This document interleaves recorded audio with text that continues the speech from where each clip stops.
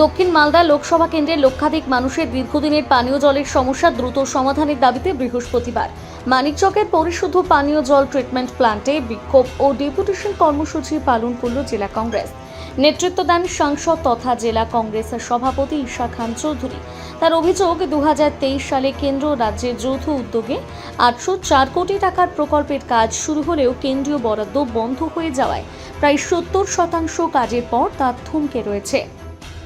আমরা আজকে মালদা জেলা কংগ্রেস আর আমাদের এখানে মানিকচক ব্লক কংগ্রেসের সহযোগিতা নিয়ে আজকে একটা বড় প্রোগ্রাম করেছি।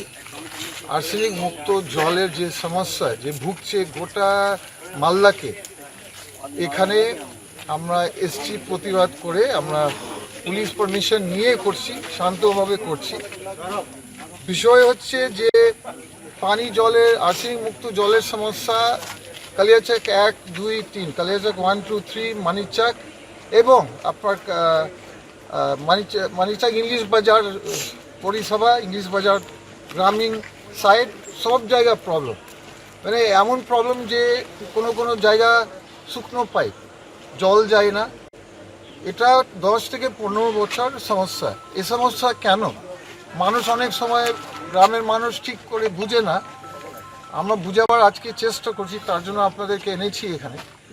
সমস্যা হচ্ছে যে 15 বছর আগে জলের দাবিটা অনেক বেশি হয়ে গেছে দেন সাপ্লাই আপনাদের দুটো পুরাতন প্ল্যান ছিল, একটা মানিকচক, একটা বৈষম্যনগর। ওইগুলো প্ল্যান সাপ্লাই দিতে পারছে না।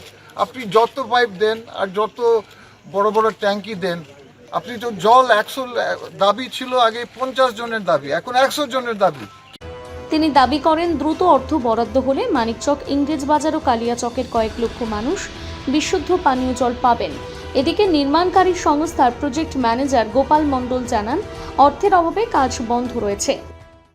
সাংসদ সাহেবের ডেপুটেশনের আজকে মূল বক্তব্য, উনি বিগত কয়েকবার এসেছেন এবং বিগত দিনে দেখেছি উনি এই প্রজেক্টটা নিয়ে প্রাইম মিনিস্টার সাহেবকেও লেটার করেছেন।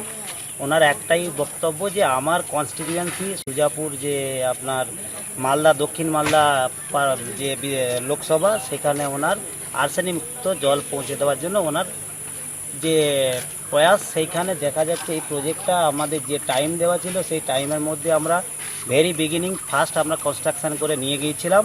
কিন্তু এখানে আনঅ্যাভেলেবিলিটি যে ফান্ড, যেখানে গভর্নমেন্ট থেকে যে ফান্ড আমাদের আসার কথা ছিল, যে ফান্ড আসার কথা বা প্রয়োজনীয়তা যেটা ছিল, যে শেয়ার ছিল সেন্ট্রাল বা স্টেটের যে শেয়ারগুলো ছিল, সেই শেয়ারগুলো ডিভিশন বা আমাদের যে আধিকারিকদের কাছে এসে পৌঁছালো না।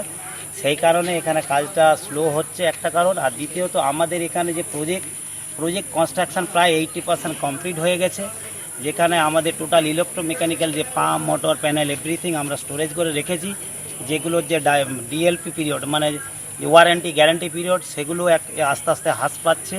এবং আমরা দপ্তরের কাছেও এবং সবাইয়ের কাছে এবং আজকে এমপি সাহেবকেও আমরা রিকোয়েস্ট করলাম, আপনার থ্রু দিয়ে যদি এই ফান্ডটা এখানে অ্যাভেলেবেল হয়, তাতে করে এই প্রজেক্ট আশা করব যেদিন ফান্ড অ্যাভেলেবিলিটি এসে যাবে, ফুল ফর্মে এসে যাবে, সেদিন থেকে আশা করি 1 বছরের মধ্যে মালদা দক্ষিণ মালদা আশা করি বাড়ি বাড়ি জল পাওয়া শুরু হয়ে যাবে। মালদা থেকে পরিতোষ সরকারের প্রতিবেদন, নিউজ টুডে।